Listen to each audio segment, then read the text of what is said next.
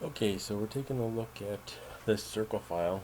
Just opening it, I can see just by looking at it that this is going to be a problematic file.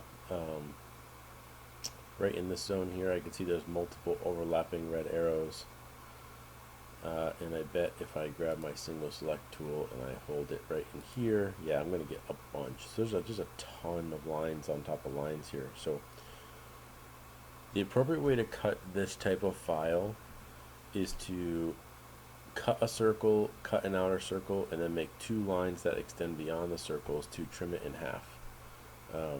You can do the trim in half first, that's fine, then cut the inside, then cut the outside. That's probably how I would do it. So let me repath this and show you that process. So we're going to cancel our path here.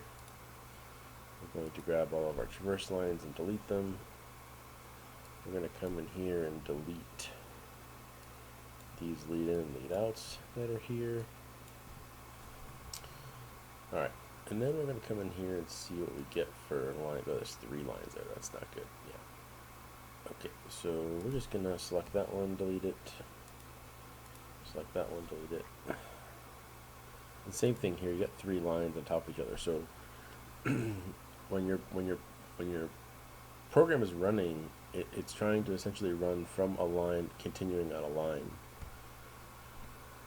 And there's a non-continuity there because there's 2 lines on top of each other, so it just runs off into space. When you see anything running off into space in FlowCut, it's because you have lines on top of lines or 0 length lines that, well, you can also have arcs with infinite radii, which is a thing in some program exports. So let's just continue on here. We're going to delete everything but one line.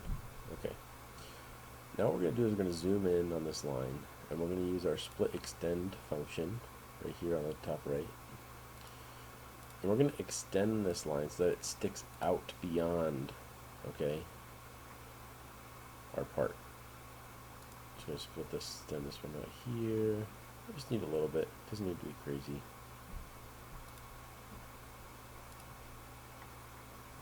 Quarter inch or so.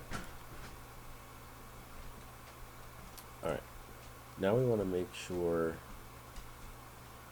that we don't have anything else in here. So I'm going to take this line of single select. Oops.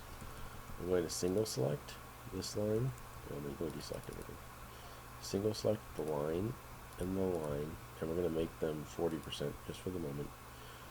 And then I'm going to grab the contour. I'm going to grab that contour and that contour and make them teal.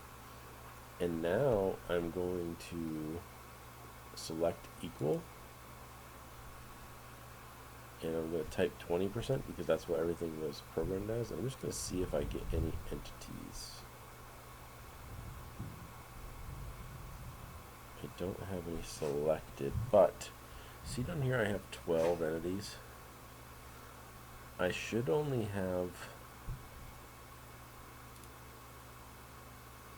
oh, it's because we're quadranting here. Okay, oh, it broke that up. Okay. Okay, yeah, we got too many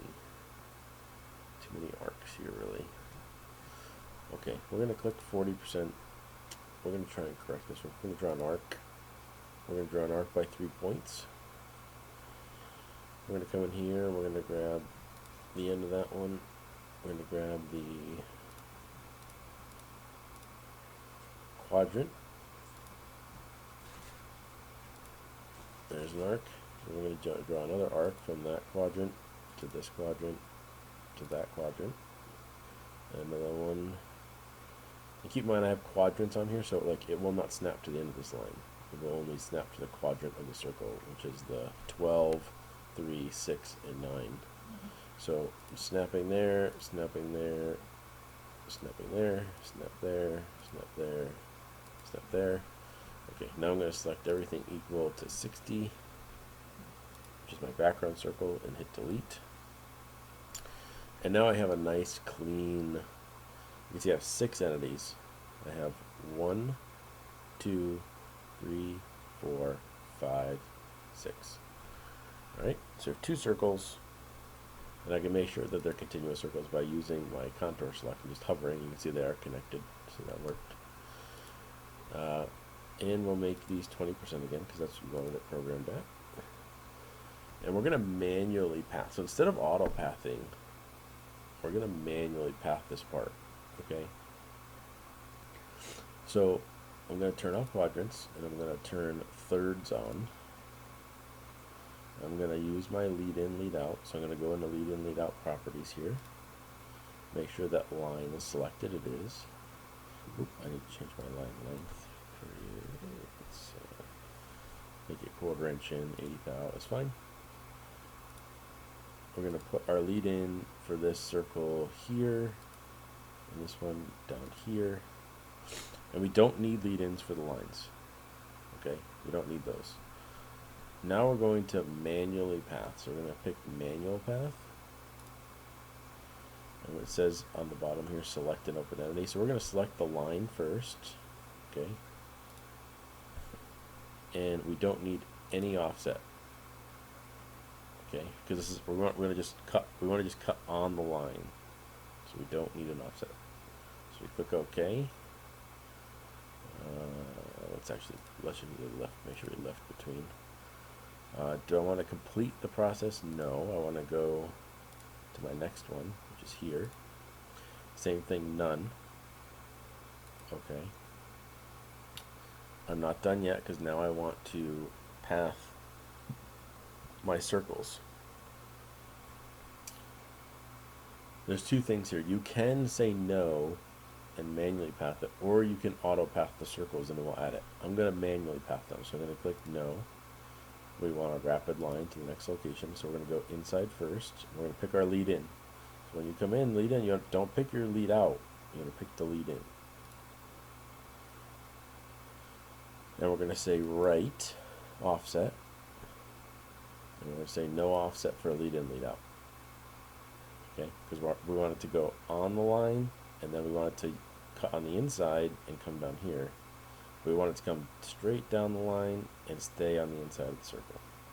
So we have a right offset, but there's no offset for the lead in itself. So we click OK. Now it's going to ask me which direction. I want to go clockwise because this is an inside circle. So I click this one. I click no because we need to path the outside. So traverse line again. OK. Zoom in on your lead out. Click your lead in. Again, right offset, but no offset for the lead in, lead out because we want it to go down the lead in, and then we want it to go to the right. We want to stay on the outside of the part. So click OK. We pick this curve because we want it to cut this way. We want right offset, which means if my cursor is the mixing tube, it stays to the right, and we go counterclockwise on the outside of the circle. So we click that. Now I do want to complete it. I do not have anything else to pass, so I want to click yes to complete it. It will tell you that the path ordering is complete. And now we can export this. So let's export path as. We'll call this FlowPath. And we can open this up into FlowCut. And look at our preview, and you can see what's happening here is it cuts the right hand side first, then it goes across, and it cuts the left hand, then it cuts the inside circle, then it cuts the outside circle. The other viable order of this is you could cut the inside circle only, then cut the two slits, then cut the outside. It doesn't really matter.